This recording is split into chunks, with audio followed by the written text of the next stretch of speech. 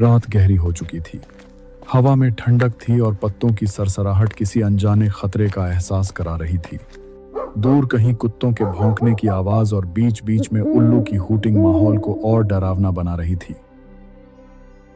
यार ठाकुरदास, तूने महसूस किया है ना कि हमारे गांव में कुछ ठीक नहीं चल रहा। हर रात कुछ ना कुछ अजीब हो रहा है। ऐसा लग रहा है जैसे कोई परछाई है जो हमें देख रही है पर दिखाई नहीं देती। मुझे तो अब अपने ही गांव में डर लगने लगा है। तू सही कह रहा है केदारनाथ। कल रात की ही बात है। हमारे घर के बगल में जो रामू रहता है, उसके आंगन से 2 बकरी और 1 गाय ऐसे गायब हो गए जैसे जमीन निगल गई हो। कोई आवाज नहीं, कोई निशान नहीं, और सबसे डरावनी बात यह है कि दरवाजा अंदर से बंद था। बता, अब यह कैसे हो सकता है? और तूने अब्दुल काका के बेटे के बारे में सुना ना? 10 साल बाद शहर से पढ़ाई करके लौटा था। कितने सपने थे उसके। कहता था कि गांव से भ्रष्टाचार खत्म करेगा, सबको एक साथ लेकर चलेगा। लेकिन उसका जो हाल हुआ है, उसे याद करके मेरी रूह कांप जाती है। मैंने खुद उसकी लाश देखी थी नदी के किनारे।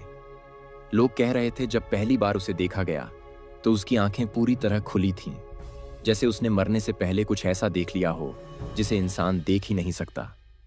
उसके चेहरे पर डर इतना गहरा था कि लगता था जैसे मौत भी उससे डर गई हो। कुछ पल के लिए दोनों चुप हो गए। हवा और तेज चलने लगी। बरगद के पत्ते जोर जोर से हिलने लगे, जैसे कोई अदृश्य चीज वहां घूम रही हो। तुझे नहीं लगता यह सब कोई साधारण चोरी या हादसा नहीं है?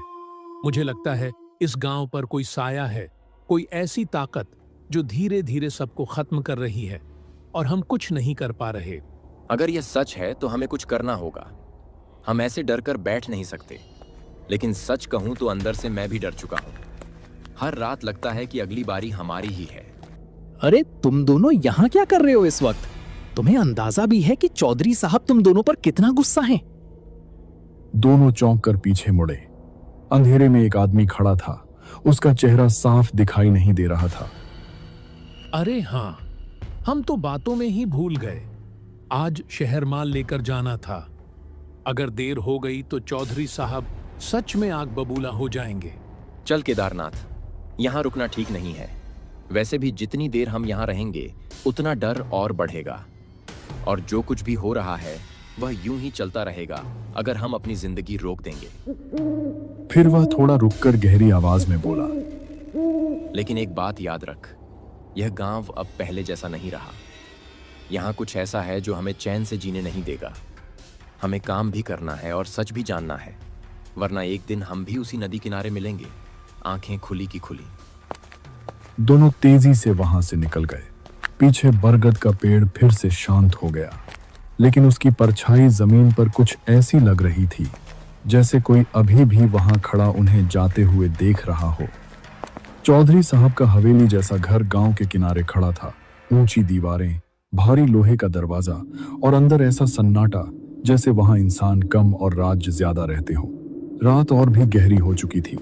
आसमान में चांद बादलों के पीछे छुप छुप कर निकल रहा था।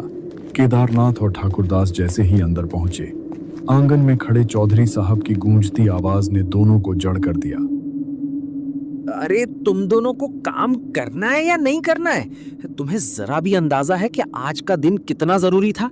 शहर में माल पहुंचाना था और तुम दोनों यहाँ रात के इस समय आवारागर्दी कर रहे हो। अगर मेरा काम बिगड़ गया ना तो याद रखना, तुम्हारे लिए इस गांव में जगह नहीं बचेगी।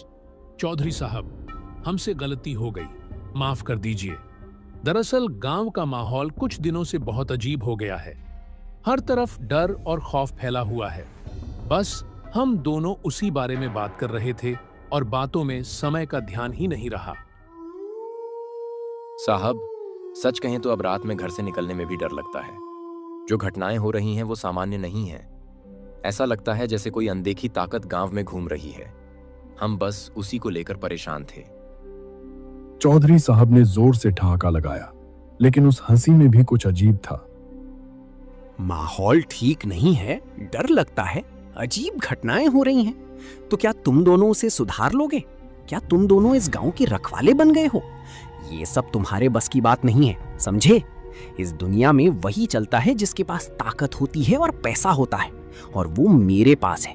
इसलिए अपनी अक्ल अपने पास रखो और सिर्फ अपने काम पर ध्यान दो। ठीक है चौधरी साहब, जैसा आप कहें। आप बताइए हमें क्या करना है, कौन सा माल लेकर जाना है और कहाँ पहुँचाना है। चौधरी साहब ने हाथ के इशारे से दोनों को बुलाया। इधर आओ मेरे साथ और ध्यान से देखो, लेकिन ज्यादा सवाल मत करना। वह दोनों को हवेली के पीछे एक अंधेरे कोने में ले गया, जहां कुछ बड़े बड़े बोरे पड़े थे, जिनसे हल्की हल्की अजीब सी गंध आ रही थी। चौधरी साहब, इसमें क्या है? ये गंध कुछ अलग लग रही है, जैसे। बस जितना कहा जाए उतना करो, ज्यादा जानने की कोशिश मत करो। तुम्हें सिर्फ ये बोरे उठाने हैं और जहां मैं कहूं वहां पहुंचाने हैं। इसमें क्या है ये जानने की जरूरत तुम्हें नहीं है, समझे? ठीक है चौधरी साहब, हम कुछ नहीं पूछेंगे। बस आप बता दीजिए कि यह माल कहाँ पहुंचाना है और कब तक पहुंचाना है। तुम दोनों को ये माल विक्रम के पास पहुंचाना है, और ध्यान रहे रात के 12 बजे से पहले पहले 1 मिनट भी ऊपर नीचे नहीं होना चाहिए, वरना अंजाम बहुत बुरा होगा। लेकिन चौधरी साहब, शहर का रास्ता तो बहुत दूर है और हमारे पास सिर्फ बैलगाड़ी है। इतनी जल्दी वहां पहुंचना नामुमकिन है। हम 12 बजे तक कैसे पहुंच पाएंगे? एक रास्ता है ठाकुरदास, अगर हम सीधे रास्ते से जाएंगे तो देर हो जाएगी, लेकिन अगर हम जंगल वाले शॉर्टकट से निकलें तो शायद समय पर पहुंच सकते हैं। केदारनाथ, तू समझ क्यों नहीं रहा? उस जंगल का रास्ता ठीक नहीं है। गांव में कितनी बार सुना है कि जो भी रात में उस रास्ते से गया वह सही सलामत वापस नहीं आया। वहां कुछ है, कुछ ऐसा जो इंसान नहीं है। डरने से कुछ नहीं होगा ठाकुरदास, हमारे पास कोई दूसरा रास्ता भी नहीं है। अगर हम समय पर नहीं पहुंचे तो चौधरी साहब हम दोनों को जिंदा नहीं छोड़ेंगे, इसलिए हमें वही रास्ता लेना होगा, चाहे जो भी हो। तो फिर फैसला हो गया, तुम दोनों उसी जंगल वाले रास्ते से जाओगे। और एक बात अपने दिमाग में बैठा लो, रास्ते में गलती से भी इन बोरों को खोलने की कोशिश मत करना। जो अंदर है उसे अंदर ही रहने देना, वरना तुम दोनों के लिए वो रास्ता आखिरी साबित होगा। उनकी आवाज में एक ऐसी सख्ती थी जिसने दोनों के दिल में और ज्यादा डर भर दिया। ठीक है चौधरी साहब, जैसा आप कहेंगे वैसा ही करेंगे। माल पहुंचाकर पैसे लेकर वापस आ जाएंगे। दोनों ने जल्दी जल्दी बोरे बैलगाड़ी में रखे। जैसे ही गाड़ी हवेली के दरवाजे से बाहर निकली, पीछे खड़े चौधरी साहब की परछाई लंबी होती गई और उनकी आंखें अंधेरे में भी चमक रही थीं, जैसे वह सिर्फ उन्हें नहीं बल्कि उनके अंजाम को भी देख रहे हों। और सामने जंगल का काला रास्ता उनका इंतजार कर रहा था। जंगल का रास्ता जैसे ही शुरू हुआ, चारों तरफ घना अंधेरा और भी भारी लगने लगा। ऊंचे ऊंचे पेड़, टेढ़ी, मेढ़ी, पगडंडी और बैलगाड़ी के पहियों की चरमराहट उस सन्नाटे को चीर रही थी। हवा में नमी थी, जैसे कोई अनहोनी पहले से ही मंडरा रही हो। ठाकुरदास, कभी कभी सोचता हूँ हमारी जिंदगी भी कितनी अजीब हो गई है। दिन भर मेहनत करो, रात में डर के साए में जियो, और बदले में मिलता क्या है? बस 2 वक्त की रोटी और डर का एक नया किस्सा। तू सही कह रहा है केदारनाथ। हम बचपन से यही सोचते थे कि बड़े होकर कुछ अच्छा करेंगे, अपने परिवार को खुश रखेंगे। लेकिन देख आज हम क्या कर रहे हैं। किसी और के कहने पर रात के अंधेरे में ऐसे रास्तों पर चल रहे हैं जहां से वापस आने की भी कोई गारंटी नहीं है। कुछ पल के लिए दोनों चुप हो गए। बैलगाड़ी आगे बढ़ती रही थी। फिर ठाकुरदास ने धीरे धीरे कहा, एक बात बता केदारनाथ, तुझे कभी नहीं लगता कि चौधरी साहब कुछ छुपा रहे हैं? हम इतने सालों से उनके लिए काम कर रहे हैं, लेकिन आज तक हमें यह नहीं पता चला कि उनका असली कारोबार क्या है। ये बोरे किस चीज के हैं और ये रात के अंधेरे में ही क्यों भेजे जाते हैं? कुछ तो गड़बड़ है। गड़बड़ तो है ठाकुरदास, और बहुत बड़ी गड़बड़ है। लेकिन एक बात याद रख, चौधरी साहब कोई साधारण आदमी नहीं है। उसका नाम ही काफी है पूरे इलाके में डर फैलाने के लिए। जो उसके खिलाफ गया है उसका क्या हुआ है यह भी हम अच्छे से जानते हैं। इसलिए बेहतर यही है कि हम सवाल कम करें और काम। इतना कहते ही अचानक आसमान में तेज बिजली चमकी और जोरदार गरज सुनाई दी। पेड़ हिलने लगे, हवा और तेज हो गई। अरे केदारनाथ, लगता है बारिश आने वाली है। अगर बारिश शुरू हो गई ना तो हम समय पर कभी नहीं पहुंच पाएंगे। और ऊपर से यह जंगल, ये तो और भी खतरनाक हो जाएगा। हाँ, हालात ठीक नहीं लग रहे, लेकिन हमें कोशिश करनी होगी। तभी अचानक मूसलाधार बारिश शुरू हो गई। कुछ ही सेकंड में दोनों पूरी तरह भीग गए। रास्ता कीचड़ से भरने लगा, बैलगाड़ी के पहिए फिसलने लगे। जिसका डर था वही हुआ। अब इस हालत में आगे बढ़ना बेकार है। हमें कहीं रुकना होगा जब तक बारिश थोड़ी कम नहीं हो जाती। दोनों ने बैलगाड़ी को धीरे धीरे आगे बढ़ाया, उम्मीद में कि कहीं कोई आसरा मिल जाए। कुछ देर चलने के बाद अचानक अंधेरे में एक हल्की सी रोशनी दिखाई दी। बारिश के बीच वह रोशनी टिमटिमा रही थी। अरे केदारनाथ, उधर देख, लगता है कोई चाय की दुकान है। लेकिन अजीब बात है, मैंने इस रास्ते पर कभी कोई दुकान नहीं देखी, ना कभी किसी से सुना। बात तो तेरी सही है, ये दुकान पहले कभी नहीं थी, लेकिन अभी सोचने का समय नहीं है। हमें बस थोड़ी देर के लिए छत चाहिए। दोनों ने बैलगाड़ी को सड़क के किनारे रोका, बैलों को वहीं बांधा और खुद बारिश से बचते हुए दुकान की तरफ बढ़ने लगे। जैसे जैसे वे पास पहुंचे, वह छोटी सी दुकान साफ नजर आने लगी। टूटी फूटी लकड़ी की दीवारें और अंदर एक कमजोर सी लालटेन जल रही थी। दोनों दुकान के सामने पहुंचे और अंदर झांका। अंदर एक लड़का खड़ा था, चेहरा आधा अंधेरे में छुपा हुआ, और सबसे अजीब बात, वह दोनों को ऐसे देख रहा था जैसे वह उनका इंतजार कर रहा हो। केदारनाथ, कुछ तो ठीक नहीं है। इस लड़के की आंखें, तू देख रहा है ना? ऐसा लग रहा है जैसे ये हमें पहले से जानता हो। भाई, हमें थोड़ी देर के लिए यहाँ रुकना है। बारिश बहुत तेज है, अगर चाय मिल जाए तो। लड़के ने बिना पलक झपकाए उनकी तरफ देखा, फिर धीमी ठंडी आवाज में बोला, मुझे पता था तुम दोनों यहाँ जरूर आओगे। इस रास्ते पर जो भी आता है वो बिना रुके आगे नहीं जा पाता। दोनों के शरीर में एक साथ सिहरन दौड़ गई। बारिश बाहर और तेज हो गई और दुकान के अंदर कुछ और भी जागने लगा था। लेकिन एक बात बता, तुझे पहले से कैसे पता था कि हम दोनों यहाँ आने वाले हैं? हमने तो तुझे पहले कभी देखा भी नहीं, और यह रास्ता भी ऐसा है जहाँ लोग आना पसंद नहीं करते। फिर तू यहाँ बैठकर हमारा इंतजार कैसे कर रहा था? लड़का कुछ नहीं बोला, बस खामोश खड़ा रहा। उसकी आंखें बिना पलक झपकाए दोनों को देखती रहीं। उस खामोशी में ही एक डर था, जैसे जवाब न देना ही सबसे बड़ा जवाब हो। अरे भाई, इससे पहले तो यहाँ कोई दुकान नहीं थी। हम कई बार इस रास्ते से गुजर चुके हैं। इतनी सुनसान जगह पर तू अकेला रहता है। यहाँ कोई आता भी है क्या? और तुझे डर नहीं लगता क्या? रात, जंगल, अंधेरा, सब कुछ इतना डरावना है। डर डर तो तब लगता है जब इंसान पहली बार कुछ देखता है, लेकिन जब वही चीज बार बार सामने आने लगे तो डर खत्म हो जाता है। अंदर से सब कुछ खाली हो जाता है, जैसे अब मेरे अंदर कुछ भी नहीं बचा। उसकी बात सुनकर दोनों के रोंगटे खड़े हो गए। कुछ पल के लिए सन्नाटा छा गया। फिर लड़के ने धीरे से पूछा, वैसे आप दोनों जा कहाँ रहे हो? इस रास्ते पर बिना वजह कोई नहीं आता, और जो आता है वो अक्सर वापस नहीं जाता। हम गांव के चौधरी साहब के लिए काम करते हैं। हमें शहर जाना है, कुछ माल लेकर। जरूरी काम है, इसलिए निकलना पड़ा।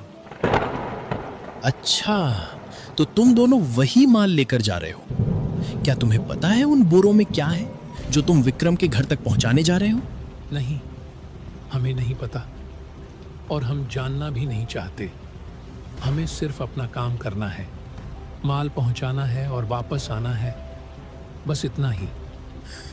कभी कभी सच को जानना जरूरी होता है, वरना इंसान खुद ही उस सच का हिस्सा बन जाता है।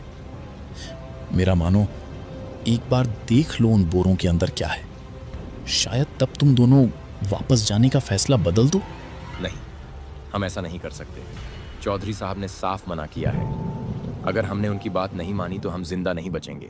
चल ठाकुरदास, अब यहाँ रुकना ठीक नहीं है। बारिश भी लगभग रुक चुकी है। जितनी जल्दी हो सके हमें यहाँ से निकल जाना चाहिए। दोनों तेजी से दुकान से बाहर निकल जाता है। पीछे मुड़कर देखने की हिम्मत भी नहीं होती। वे भागते हुए बैलगाड़ी के पास पहुंचे, बैलों को खोला और जैसे ही केदारनाथ ने एक बार पीछे मुड़कर देखा, उसकी सांस रुक गई। जहां अभी कुछ देर पहले दुकान थी, जहां वह लड़का खड़ा था, वहां अब कुछ भी नहीं था। न कोई दुकान, न कोई लालटेन, न कोई लड़का, बस खाली सुनसान रास्ता और हवा में वही ठंडी सिहरन। केदारनाथ, तूने देखा ना, वहां कुछ भी नहीं है। ये कैसे हो सकता है? हम दोनों अभी वहीं थे, बात कर रहे थे उससे। ये सब क्या था? मुझे नहीं पता, लेकिन एक बात तय है, यह रास्ता, यह जंगल और यह काम, सब कुछ सामान्य नहीं है। हमें जल्दी से यहां से निकलना होगा। दोनों ने बिना एक पल गंवाए बैलगाड़ी आगे बढ़ा दी। पहिए कीचड़ में धंसते हुए भी तेजी से घूमने लगे, लेकिन अब उनके दिल में सिर्फ एक ही डर था कि कहीं उस लड़के की बात सच ना हो जाए और उन बोरों के अंदर सच में कुछ ऐसा हो जिसे देखने के बाद वापस लौटना नामुमकिन हो जाए। जंगल का रास्ता फिर से गहरा और काला होता जा रहा था और इस बार उन्हें साफ महसूस हो रहा था कि वे अकेले नहीं हैं। यार ठाकुरदास, वो लड़का जो कह रहा था ना, उसके शब्द बार बार मेरे दिमाग में घूम रहे हैं। कुछ तो अजीब था उसकी बातों में। क्यों ना एक बार हम नीचे उतर कर देख लें कि इन बोरों में आखिर है क्या? देखना तो मैं भी चाहता हूं केदारनाथ, लेकिन दिल मानने को तैयार नहीं है। चौधरी साहब ने साफ मना किया है और तू जानता है उनका गुस्सा कैसा है। अगर उन्हें पता चल गया तो हम बचेंगे नहीं। अरे हम यहाँ जंगल के बीच हैं, इतनी दूर, हमें कौन देखेगा? शायद सच में कोई बड़ा राज छुपा हो इन बोरों में, और अगर हम सच नहीं जानेंगे तो शायद जिंदगी भर पछताएंगे। चल एक बार देख लेते हैं। दोनों ने बैलगाड़ी रोक दी, धीरे धीरे नीचे उतरे, चारों तरफ नजर दौड़ाई। चारों ओर सन्नाटा, सिर्फ हवा की सरसराहट। पहले देख ले, कहीं कोई हमें देख तो नहीं रहा। नहीं, यहाँ कोई नहीं है। इतनी गहरी जंगल में कौन आएगा? चल जल्दी कर। दोनों ने कांपते हाथों से एक बोरे की रस्सी पकड़ ली। जैसे ही उसे खोलने के लिए हाथ बढ़ाया, अचानक पीछे से एक कड़क आवाज गूंजी। रुको, हाथ मत लगाना। दोनों के शरीर में बिजली सी दौड़ गई। वे तुरंत पीछे मुड़े। अंधेरे में एक आदमी खड़ा था, हाथ में हथियार, आंखों में गुस्सा। तुम दोनों की इतनी हिम्मत कैसे हुई कि चौधरी साहब की बात को नजरअंदाज कर दो?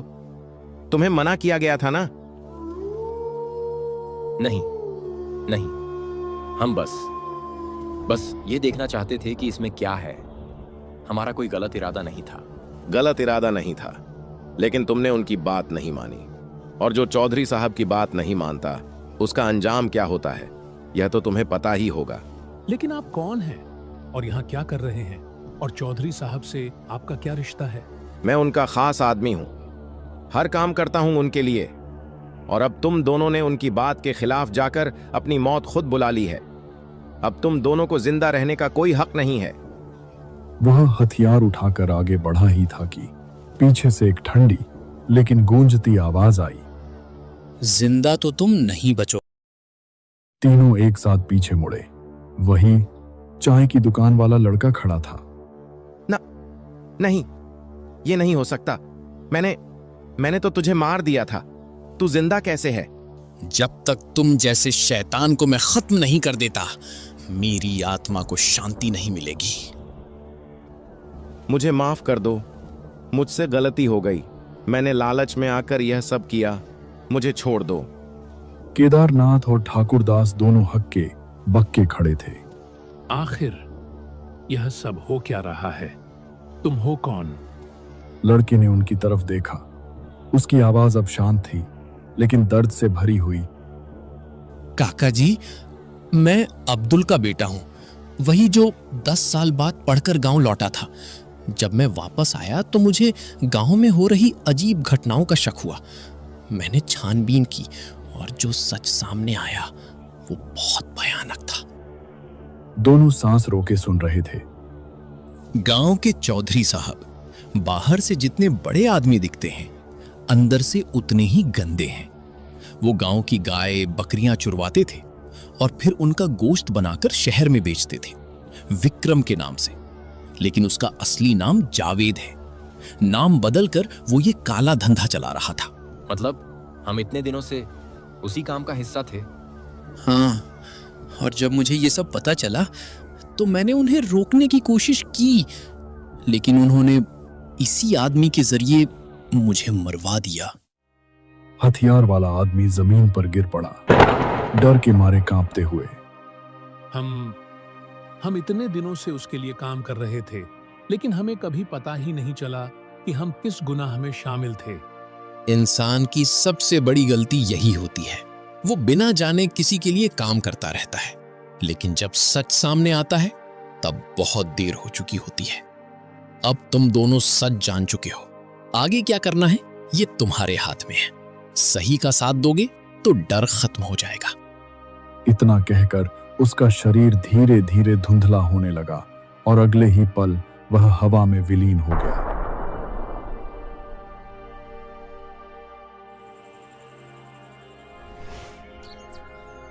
अगली सुबह गांव में हलचल मच गई।